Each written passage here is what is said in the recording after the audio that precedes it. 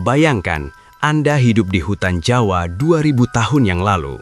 Gelap gulita, tanpa listrik, hanya ada suara gemerisik daun yang bisa berarti dua hal, angin lewat atau harimau yang sedang mengendap lapar.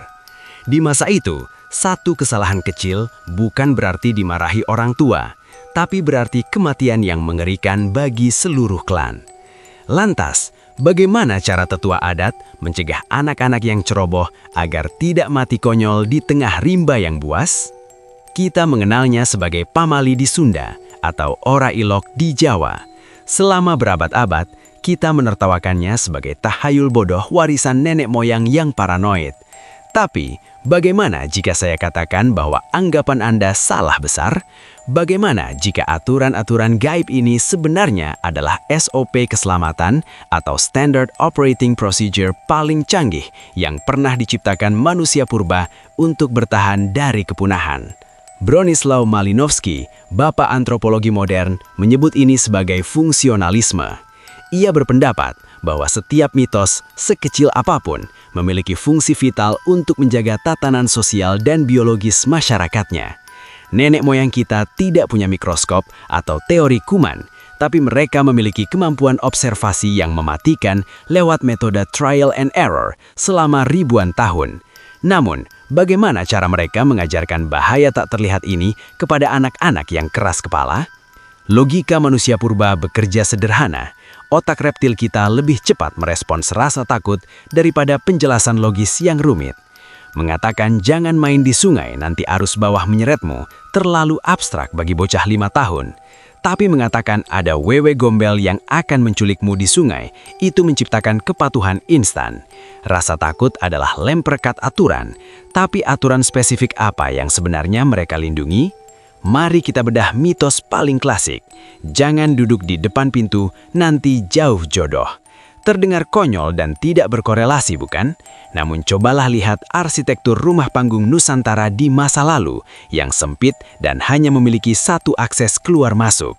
Jika ada serangan hewan buas atau kebakaran mendadak, orang yang duduk di pintu adalah penyumbat fatal bagi keselamatan satu keluarga.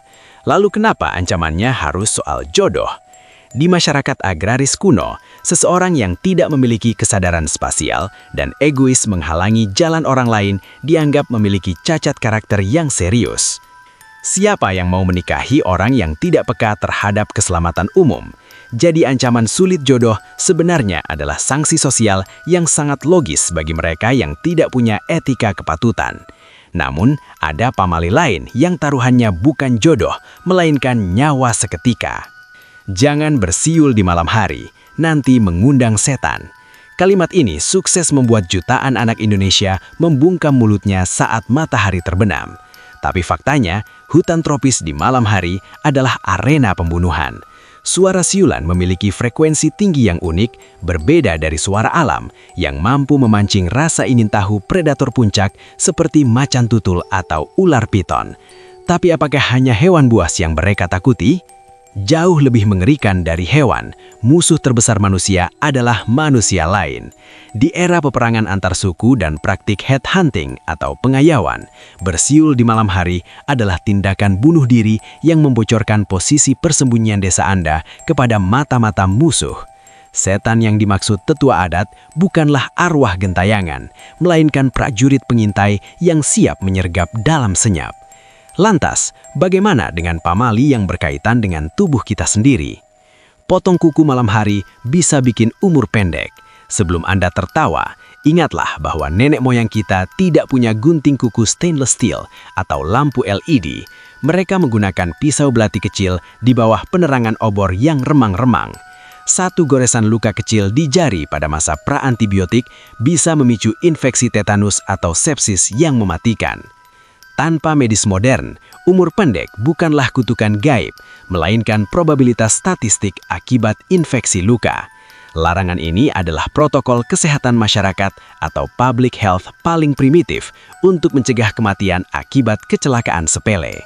Tetua adat membungkus risiko medis ini dengan narasi mistis, karena menjelaskan konsep bakteri anaerob jelas tidak mungkin dilakukan di tahun 1500-an. Tapi, bukankah ada pamali yang justru melindungi alam? Jangan kencing atau menebang pohon besar, ada penunggunya. Di Jawa, pohon beringin jagat sering dianggap keramat. Secara ekologis, pohon-pohon besar ini biasanya tumbuh di dekat mata air atau daerah resapan krusial. Akarnya yang masif menggenggam tanah, mencegah longsor, dan menyimpan cadangan air bagi seluruh desa di musim kemarau. Apa yang terjadi jika penunggu ini diabaikan? Ketika pohon keramat ditebang, mata air mengering dan tebing longsor menimbun desa. Bagi masyarakat kuno, ini adalah amuk danyang atau roh penunggu pohon. Bagi sains modern, ini adalah bencana hidrometeorologi akibat perusakan ekosistem. Pamali ini adalah undang-undang lingkungan hidup tak tertulis yang melestarikan habitat sebelum istilah Go Green ditemukan. Namun, seberapa kejam proses penemuan aturan ini? Setiap aturan pamali ditulis dengan darah. Bayangkan berapa banyak anak yang harus hilang di mangsa harimau sebelum aturan jangan bersiul disepakati. Berapa yang mati infeksi sebelum larangan potong kuku diberlakukan? Pamali adalah database kematian yang diakumulasi selama ribuan tahun. Sebuah big data yang diarsipkan dalam bentuk cerita horor. Kita adalah keturunan dari mereka yang patuh. Mereka yang membangkang, genetiknya telah terhapus dari sejarah.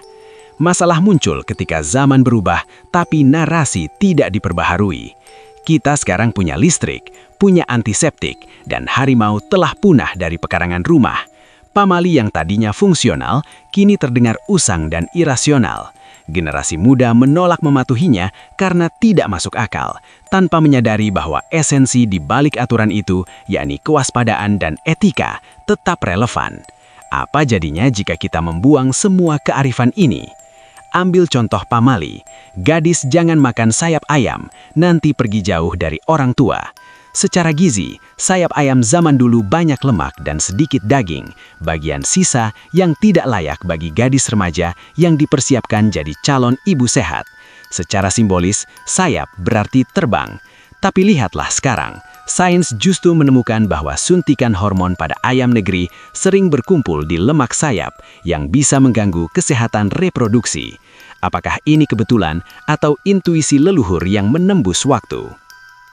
Menyapu tidak bersih, nanti suaminya brewok.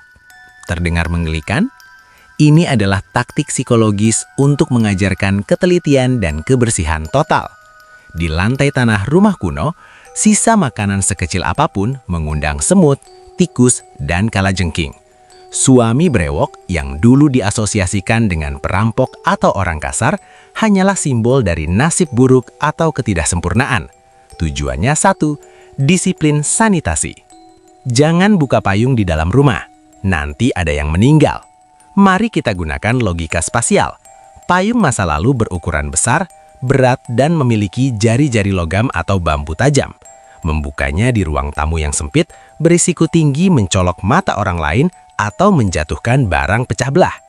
Ada yang meninggal adalah hiperbola ekstrim agar anak-anak tidak menjadikan benda berbahaya itu sebagai mainan. Bahasa adalah teknologi. Nenek moyang kita sadar bahwa manusia lebih mudah mengingat cerita daripada data. Mereka adalah pakar neurolinguistik programming pertama di dunia.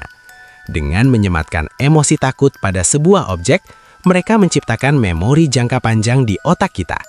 Inilah mengapa Anda mungkin lupa rumus matematika SMA, tapi Anda tidak akan pernah lupa larangan duduk di atas bantal.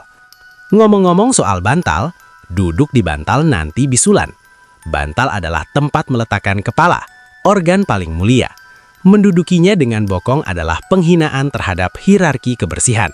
Secara medis, memindahkan bakteri E. coli dari area bokong ke area wajah lewat bantal adalah resep jitu untuk infeksi kulit dan jerawat parah, yang oleh orang dulu disederhanakan menjadi bisul. Sekali lagi, ini adalah soal higieni.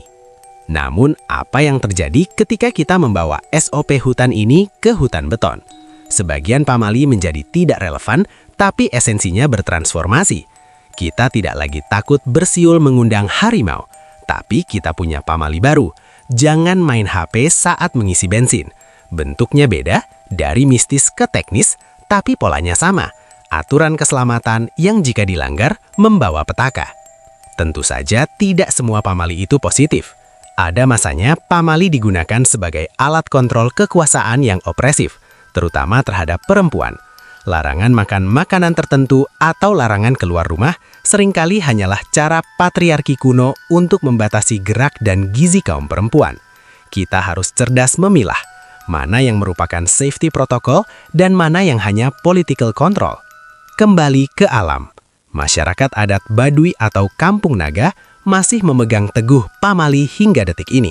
Hasilnya, hutan mereka lestari, air mereka jernih, dan mereka selamat dari bencana modern.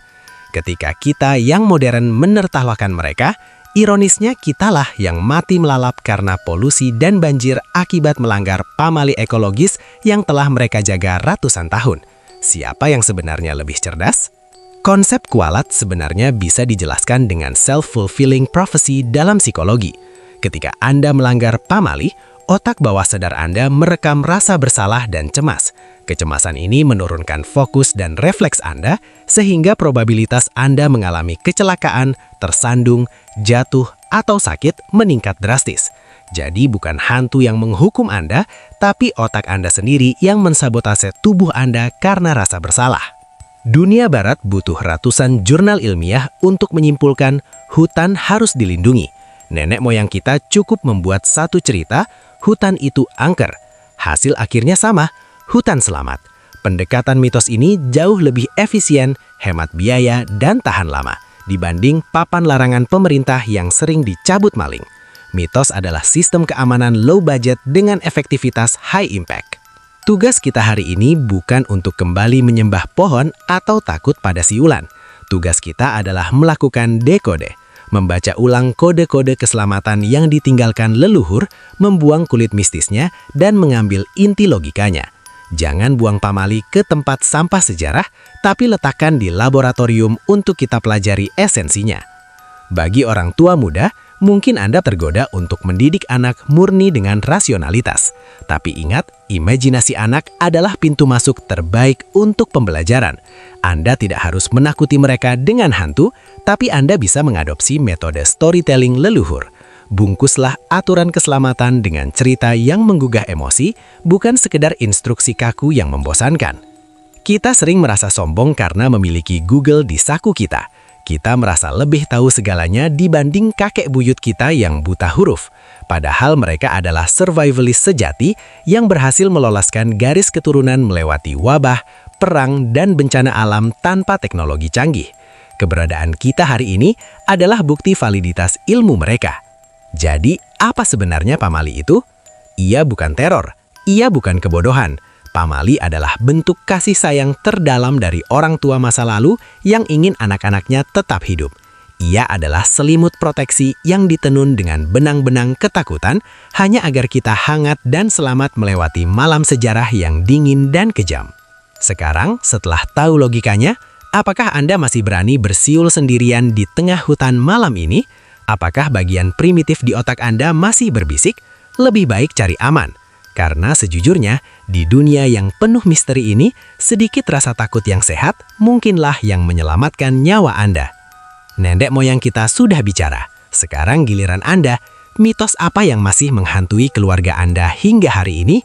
Tulis di kolom komentar dan mari kita bongkar logikanya bersama-sama di video berikutnya.